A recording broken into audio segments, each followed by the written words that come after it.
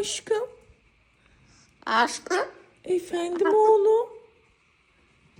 Nasılsın? Evet.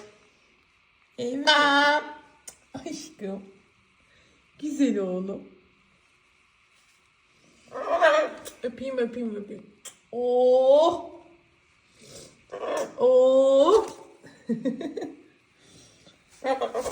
Nereye?